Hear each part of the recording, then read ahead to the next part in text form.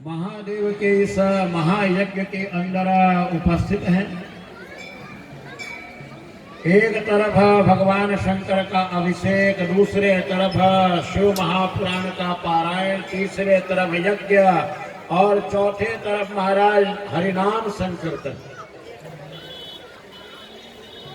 इतना दिव्य वातावरण है और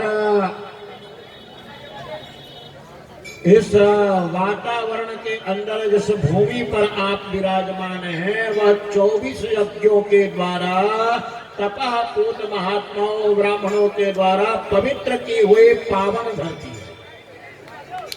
ऐसा सौभाग्य आगे वालों को मिलेगा ये जरूरी नहीं। कारण क्या है? ये महादेव कृपा करेंगे तो फिर यहाँ यज्ञ प्रारंभ हो जाएगा, कथा दूसरी जगह होगी। इसलिए आपका सौभाग्य है, आपको ये जगह कथा सुनने के लिए उपलब्ध हुई है, जो यज्ञ के द्वारा पवित्र की हुई है, तो कितना पुण्य हो गया।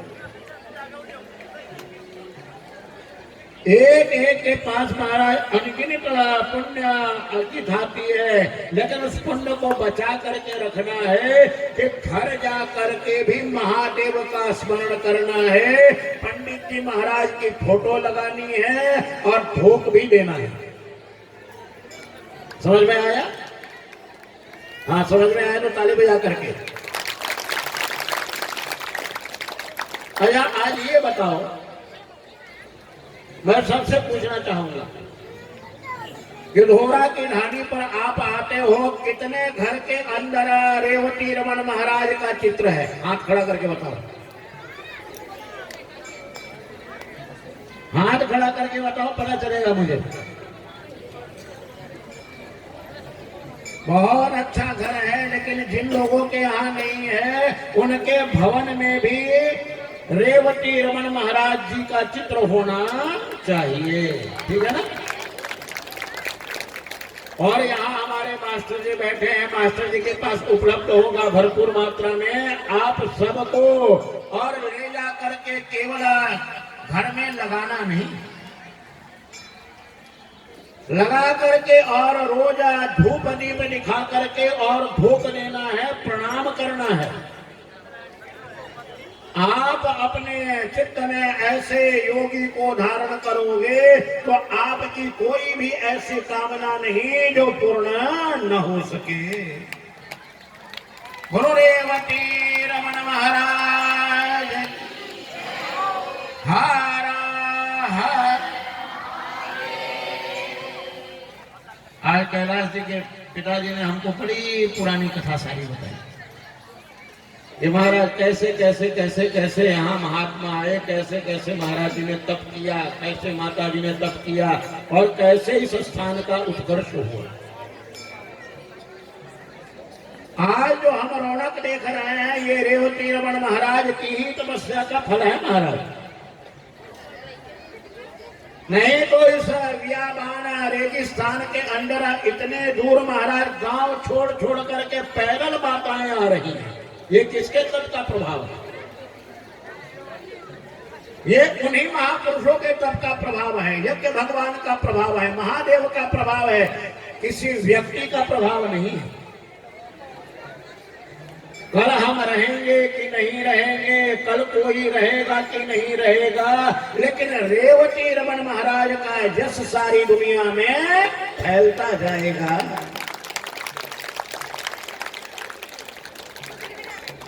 इसलिए आओ इस पावन भूमि पर अब थोड़े थोड़े समय में ज्योतिर्लिंगों की कथा आपको पूर्ण करके और फिर शिव महापुराण की कथा का श्रवण कराएंगे।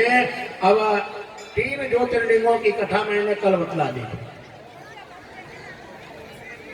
ऐसे तो ज्योतिर्लिंगों की कथा के लिए ही पूरा 9 दिन कम पड़ता है हमारे लिए। एक एक ज्योतिर्लिंग के बारे में हम बतलाने लग जाते हैं तो 3-3 घंटा लगता है और 3 घंटा तो 12 दिन लगते हैं।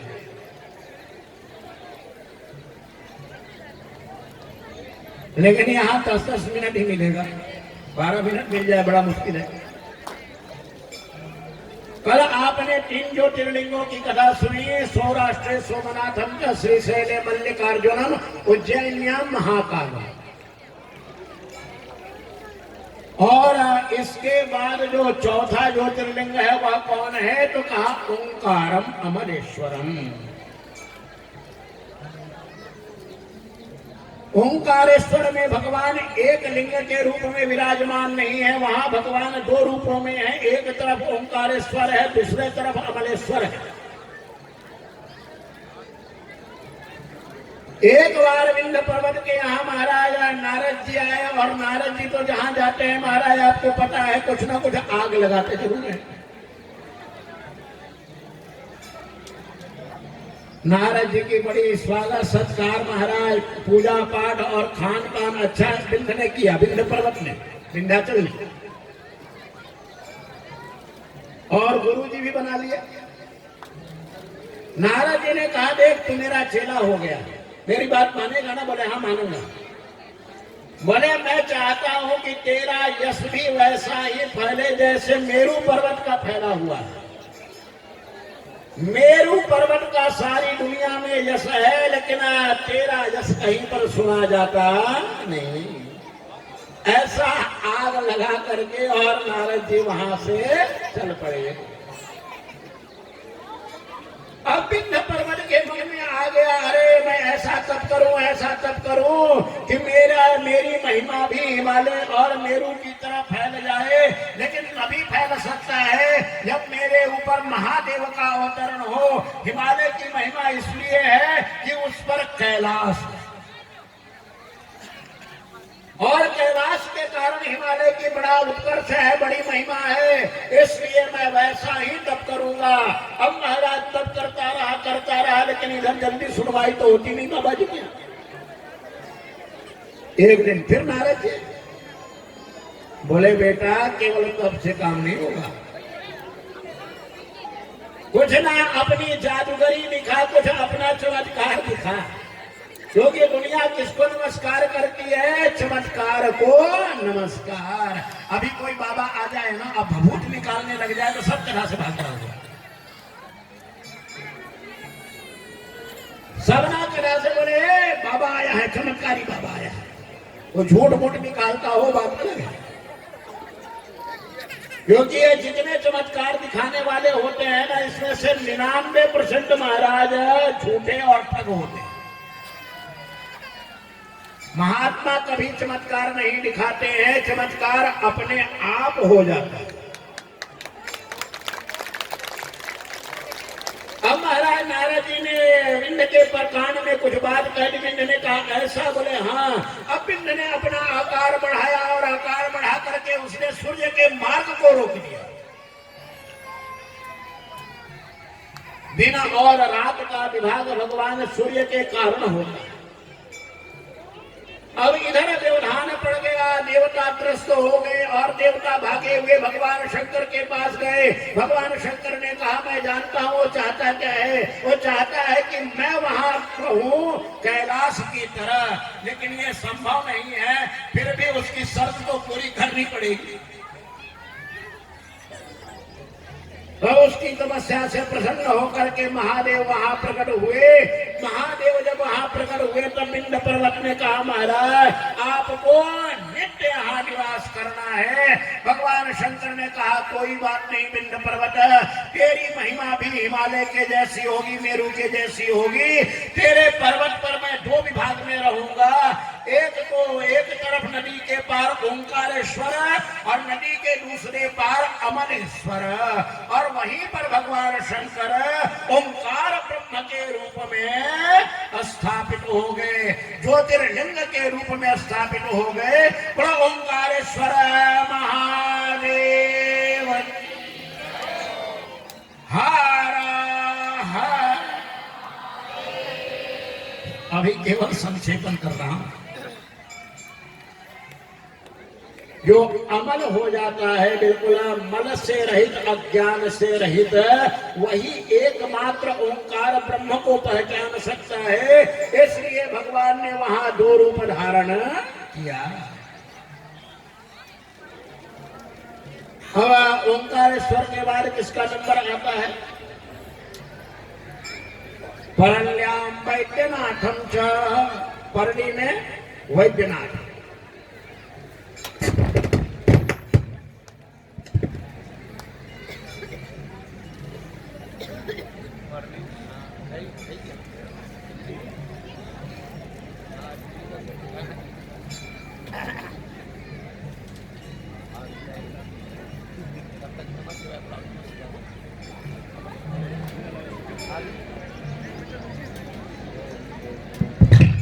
हर हर महादेव। भाई बिजली का तो मतलब यही है, झटका मारे। झटका ना मारे तो बिजली कैसे? अब आओ, आपने 4 ज्योतिर्लिंगों की कथा सुन ली, अब 5वें में प्रवेश करते हैं। 5वां ज्योतिर्लिंग है चिता भूमि के अंदर वैद्यनाथ महादेव। और इस बारे में काफी विवाद है, कहीं परली लोग महाराष्ट्र में भी बताते हैं, क्योंकि वैद्यनाथ के बारे में कई जगह शिवलिंग हैं, लेकिन जो लक्षण वहां पर दिखाई पड़ता है वह दिखाई पड़ता है झारखंड वाला, बिहार वाला, क्योंकि उसी को चिता भूमि बोलते हैं। अब आप सबको पता है कि एक बार कैलाश पर्वत के नीचे जाकर के रावण ने बड़ा भारी तप किया और रावण के ऊपर भगवान शंकर प्रसन्न हो गए। भगवान शंकर ने रावण को वरदान दे दिया, तेरे बाहुओं के अंदर इतना बल आ जाएगा कि तू पर्वत को भी उठा लेगा। अब इधर वरदान प्राप्त करके रावण आ रहा था कि बीच में मिल गए बीना वाले बाबा। अब पता है कुछ न कुछ करेंगे। रावण अपने 10 भुजाओं को बिल्कुल 10 इधर और 10 इधर 20 भुजाओं को हिलाता हुआ और ऐसे करता हुआ महाराज देखता हुआ जा रहा था। बोले इन भुजाओं के अंदर वह बल आ गया कि मैं दिशाओं के कुंजरों को भी जो है मसल दूंगा। नारद जी ने कहा रावण, बोले अरे आप बाबा, बोले क्या सोच रहा है? बोले मैं ये सोच रहा हूं कि भगवान शंकर ने ये बल दिया है, अब इस बल का प्रयोग मैं कहां करूं? अरे बेटा, तो किस नशेरी गंजेड़ी और शमशान में रहने वाले के चक्कर में पड़ गया? वो जब देखो कहीं कुछ भी बोल देता है, उसके वचन में तूने विश्वास कर लिया। रावण ने कहा महाराज महादेव का वचन कभी व्यर्थ नहीं जाता है, महादेव कभी झूठा नहीं बोलते हैं। बोले और कुछ भी बोल देता है, तुम्हें आजमाया? बोले महाराज कहाँ आजमाऊं? बोले सबसे बड़ा पर्वत तो कैलाश पर्वत है, उसी पे हाथ आजमा। अब महाराज क्या हुआ कि वो वहां गया और जाकर के और महाराज उसने नीचे हाथ डाल दिया। भगवान शंकर का वरदान था और डालते ही भगवान शंकर के आशीर्वाद से पर्वत हिलने लगा। और जैसे ही पर्वत हिलने डुलने लगा तो माता पार्वती चिंतित हो गई और चिंतित होकर के भागती हुई आई और कहने लगी महादेव ये क्या हुआ क्या हुआ? बोले कुछ नहीं है, चेले का कमाल है। और उसी समय महादेव ने अपने अंगूठे से उस पर्वत का स्पर्श किया और रावण की 20 भुजाएं महाराज दब गई बिल्कुल। अब 20 भुजाएं दबने के बाद रावण खूब रोया खूब रोया खूब रोया महाराज। इतना रोया कि उसका नाम ही रावण पड़ गया। रावणों लोक रावण, खुद रोए भी और खुद रुलाए भी। खूब महादेव से प्रार्थना किया, महादेव दोबारा गलती नहीं होगी, आप छोड़ दो छोड़ दो। जब महादेव ने अपना अंगूठा हल्का किया तब उसने अपने बाजुओं को अपने बाहों को 20 भुजाओं को निकाला और 20 भुजाओं में महाराज उसने नाना प्रकार के वाद्य धारण करके, और उसी समय उसने भगवान शंकर को प्रसन्न करने के लिए जटा कटा हसत भ्रमण भ्रमण निलिम्प निर्झरी, ये जो जटा कटा है ना, तांडव सूत्र बोलते हैं। ये तांडव स्तोत्र के द्वारा भगवान शंकर को प्रसन्न किया। भगवान शंकर को भोलेनाथ है, बोलो महाराज 2 मिनट में प्रसन्न हो जाते हैं। बोले बेल बोल बेटा, मां क्या चाहता है? रावण ने कहा महाराज एक ही इच्छा है कि आप यहाँ न रह करके ना, मेरे स्वर्ण महल हैं, मेरे बड़े बड़े वहां राज्य है लंकापुरी में, आप वहां चलिए। भगवान शंकर हंसने लगे, अरे तू अपने घर में ले जा करके और मुझे कैद करना चाहता है? अरे मैं तो फकीर हूँ, योगी हूँ, मैं तो समाधि लगाने वाला हूँ, तेरे महल में क्या करूंगा? अब तो महाराज रावण ने चरण पकड़ लिया और पकड़ करके छोड़े। भगवान शंकर ने कहा साक्षात तो मेरा जाना संभव नहीं है, लेकिन मैं तेरे को ये आत्मलिंग देता हूँ, और ये लिंग जहाँ रहेगा वहां पर मैं सदा विराजमान हूँगा। लेकिन बेटा एक सावधानी रखना, ये लिंग कभी नीचे रखना मत, जहां पर स्थापित करना हो वहीं पर रखना। अब रावण उस लिंग को लेकर के महाराज चला। इधर भगवान शंकर के जो मित्र हैं, सबसे नजदीकी मित्र, उनको भगवान शंकर ने टेलीफोन कर दिया। बोले महाराज ये ले जा रहा है, इसके बाद ये अजेय हो जाएगा, ये मरेगा नहीं। अब महाराज भगवान विष्णु ने वहां रास्ते में चरवाहे का रूप धारण किया और अपनी माया फैलाई। अब तो रावण को जोर से लघु शंका लगी, ऐसी लघु शंका लगी कि लगता है अब पूरा पेट फटा जाएगा। उसने अगल बगल में देखा एक चरवाहे को, बोले भैया थोड़े देर के लिए संभाल लो, नीचे मत रखना, और मैं आऊंगा तो ले लूंगा, जरा मैं जल्दी ही आऊंगा। इधर फटाफटा उस चरवाहे ने अपने हाथ में लिख लिया, बोले देखो मैं कमजोर सा आदमी हूं, ज्यादा नहीं संभाल पाऊंगा, जरा जल्दी आना भैया। और इधर जनेऊ चढ़ा करके जो ब्राह्मण लोग जाते हैं ना सोचाचार के लिए, तो कान पे जनेऊ चढ़ाते हैं, और कान पर जनेऊ चढ़ाने के बाद नियम है महाराज की बोलना नहीं चाहिए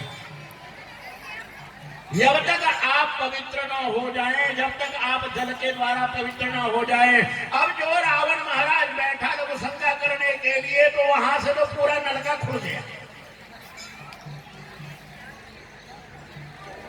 अब आधा घंटा हुआ, 1 घंटा हुआ, उसने कहा भाई लघु शंका करने गए हो या कोई नदी बहाने गए हो? मैं तो नीचे रख रहा हूं। अब रावण पीछे लेके बोल तो सकता नहीं, क्योंकि बोलने की मनाही है। उस चरवाहे ने कहा भाई मैंने कहा था जल्दी आ जाना, तुम तो पता नहीं क्या कर रहे हो, खत्म ही नहीं हो रहा है, पूरा लगता है सारा समुद्र तुम्हारे पेट में घुस गया। अब महाराज रावण किए जाए किए जाए, उसने कहा कि देखो अब की बार तीसरी बार है, अब की बार नहीं आए तो मैं नीचे रख दूंगा। और रावण तब भी नहीं उठा, तो उस चरवाहे ने उस शिवलिंग को वहीं पर रख दिया। अब वह लिंग तो महाराज ऐसा गड़ गया कि निकलने का नाम न लेवे। रावण उठा, उड़ करके कुल्ले उल्ले किए, हाथ पांव धोए और उठाने लगा, लेकिन वह लिंग हिलने का नाम न लेवे। तब रावण को बड़ा गुस्सा आया। उसने कहा वो चरवाहा कहाँ है, जरा नजर आ जाए ना तो मैं उसका जो है ना उसकी तबीयत ठीक कर दूं। लेकिन वो तो चरवाहा महाराज रख करके वहां से और 9 2 11 हो गया। बोले तुम अपनी लोग शंका करते रहो, ये हाथ में पत्थर पकड़ा दिया मेरे को। कहते हैं रावण को कहीं कहीं आई है बात, लोकोक्ति भी है कि रावण ने फिर शंकर जी के उस लिंग के ऊपर अंगूठे से दबा करके कहा, बोले औघड़ तेरे को इसी जंगल में रहना है तो तू यहीं रह, मैं तो जाता हूं लंका। और वहीं पर भगवान शंकर वैद्यनाथ महादेव के रूप में स्थापित हो गए। बोलो वैद्यनाथ भगवान। भगवान शंकर को वहां वैद्यनाथ इसलिए कहा कि डॉक्टरों के भी डॉक्टर हैं भगवान शंकर। जो बीमारी दुनिया में किसी से समाप्त नहीं हो सकती है वह भगवान शंकर समाप्त कर देते हैं। त्र्यंबकम यजामहे सुगंधिम पुष्टिवर्धनम उर्वारुकमिव बंधनान् मृत्योर्मुक्षीयमामृतात्। इसको अच्छे ढंग से हृदय से भाव से करो। और वैद्य क्यों है भगवान शंकर? तो रावण ने अपने 9 सिर भगवान शंकर को चढ़ाए थे।